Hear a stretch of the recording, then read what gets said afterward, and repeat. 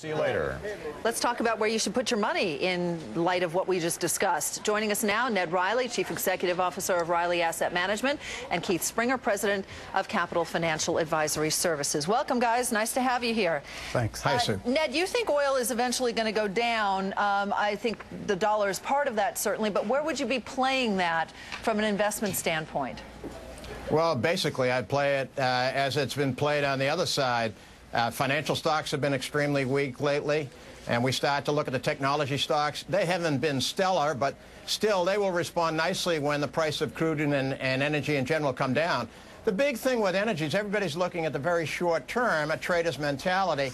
And what we should be looking at is the fact that demand destruction the last time this happened lasted for 2 to 3 years. And so when you start to put it all together, basically, we've got the same scenario developing. Smaller cars, more efficient cars, the SUVs go off the road, as the big gas guzzlers did in the 70s. So I like the market very much right now, and I like financials, I like technology, and I love the healthcare group. Keith, you're not ready to step up on the financials yet, though, huh?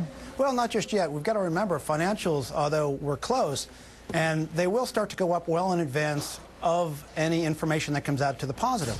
In the last cycle, about 2/3 of the financials, the banks that went under, happened after they bottomed. The problem is it's just not time yet.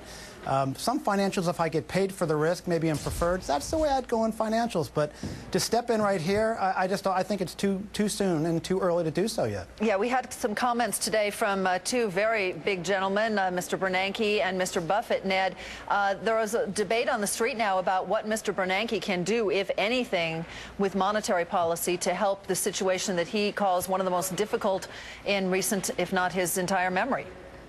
Well, I think what was important this morning about Bernanke's commentary is he said he's focusing more on the medium-term inflation rate, which obviously allows them more latitude on interest rate reductions. Bernanke, I think, has done a magnificent job so far in being proactive on this.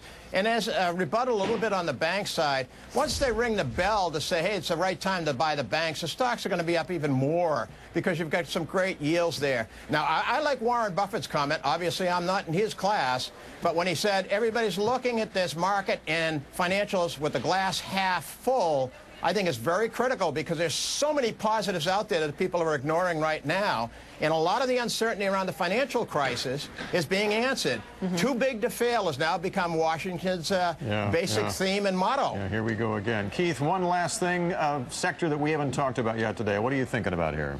I think technology for this rally. I think the market's very strong. I'm very encouraged with Bernanke's comments. He's finally owning up to the inflation problem, that the credit crisis is in fact hurting. It's not going to be fixed tomorrow by the end of the day. I think that gives a lot of confidence to the markets and that the economy is going to come around. I think technologies are really probably the best play. They've acted pretty well. I'd buy the technologies here. And really, I would favor growth over value, probably the small caps. I think those are the best sectors right now. Those should do very well going forward. I think it's a little early on oil, but I think longer term, the oil cycle is going to be very positive. So I would look for oil a little bit longer term, technologies today. Thank you, gentlemen. Have a great weekend. Thanks, Sue. Thanks, Bill. Thank you. To politics we go. We've all heard that Barack